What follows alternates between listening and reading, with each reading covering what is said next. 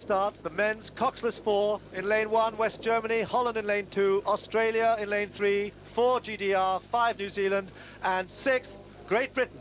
And Martin Cross, sitting next to me, was in that Great Britain crew rowing at bow, and he's going to talk us through this race.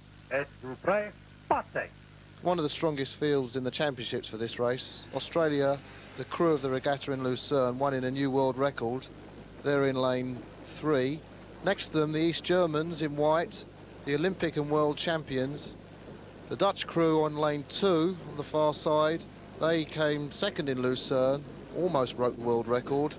And British crew with me at bow in lane 6 on the outside. Inside in black, New Zealand, bronze medalists from last year. So certainly a very quality field.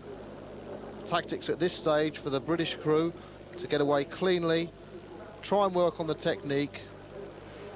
Blades coming flat through the water, so all the effort goes in moving the boat towards the bows. And certainly at this stage, we were very pleased with our position. In the heats, we've been led up in the early stages of the race, and here, well up with the leaders, certainly going along very nicely. You can see Australia there on the far side in lane 3. They're the favourites. They're the crew that Australia is putting all their hopes on. They're called the Awesome Foursome, and they have had a tremendous season. They're the crew that everybody has to beat, and they've moved out already to about a half a length lead. Martin, here you are lying about 5th there. What's the feeling? Feeling was pretty good. The boat was moving along really sweetly. One of the best rows that I've ever had up to this stage. And things can't be going too badly when you're only perhaps half a length off the Australian world record holders. So pretty pleased to be in there in the hunt at the moment.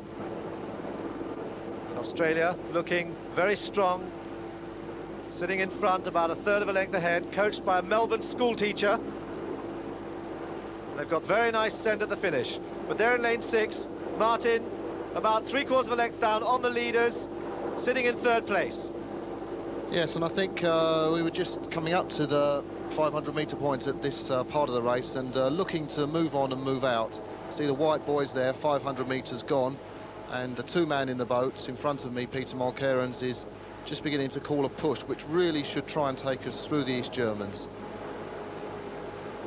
What were your feelings about the Australians? Before the race, you felt that the Australians were gettable?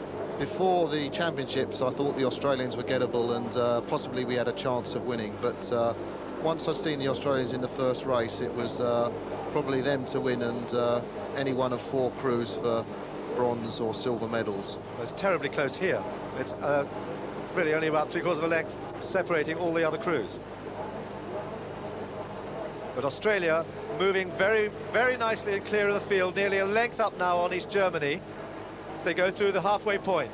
Britain now in 2nd. Was that a big push there? That was a big push, and we're actually going to make another big push coming through the 1,000-metre point. Mulkerrins has just called another effort, and that should take us away from the East Germans. The boat's still flying along here, moving very, very well. It was a bit of an upset for us to be in front. Normally they seed the middle 2 lanes, so you expect the winners to come from 3 and 4. So to see a crew from lane 6 doing so well is a bit unusual. But we're pushing away from the East Germans at this point and feeling good. How difficult is it to put a big push in, two pushes in succession like that? It was pretty difficult. It depends on how the boat's going, and as it was going so sweetly, then that's really what mattered. We could push in the rhythm. Well, you closed up on the Australians at that point, at 1,400 metres. You look to be in a good position for the silver medal. That's right. I had a look round at the Australians and wondered if it was worthwhile even pushing through for them and perhaps going for gold. But I think we'd pretty much settled in there to stay in the rhythm and see what came out of it. So here we're just consolidating the place that we've got, trying to keep ahead of the other crews. My guess is if you'd been at stroke, you would have gone after the Australians, and you'd have probably hung on to their coattails, and it might have dragged you across in 2nd place. Well, that's, the lad at stroke is actually very, very competent in the boat, and certainly he's done a fantastic job all season. Well, with 500 metres to go, I would have thought it was very difficult for you to get caught. You've got East Germany slipping back all the time. And the Dutch moving well. The Dutch have had a fantastic finish in all the races they've had this season. We beat them once in Essen, West Germany, but every race since, they've always rode through us in the last part of the row. So we knew we had to have a bit of a lead coming into the last part of the race.